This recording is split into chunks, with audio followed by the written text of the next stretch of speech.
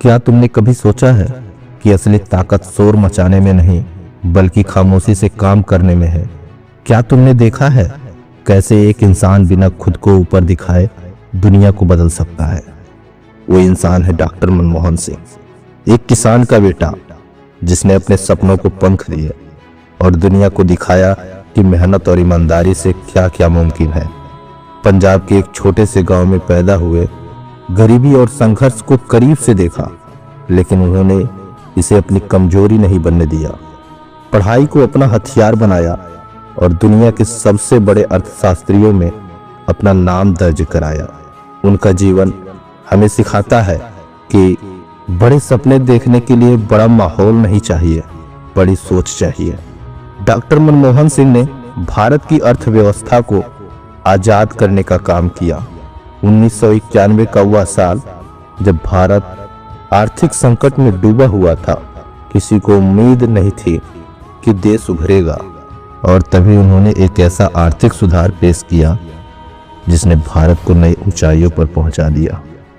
हर कोई शोर मचा रहा था, लेकिन उन्होंने चुपचाप इतिहास रच दिया। उन्होंने दिखाया कि सही फैसले लेने के लिए न तो ज्यादा बोलने की जरूरत है और न ही खुद को साबित करने की जरूरत है, तो सिर्फ सही दिशा में सोचने और मेहनत करने की। उन्होंने हमें सिखाया कि जिम्मेदारी से भागना नहीं बल्कि उसे गले लगाना चाहिए। उनका जीवन ईमानदारी का प्रतीक है। उन्होंने अपने पोजीशन का इस्तेमाल सिर्फ देश की भलाई के लिए किया। उनके धैर्य ने दिखाया कि सफलता चिल्लाने से नहीं बल्कि सोच समझकर चलने से मिलती है।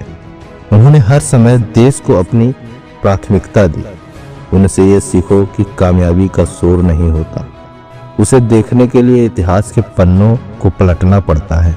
तो आज तुम क्या करोगे?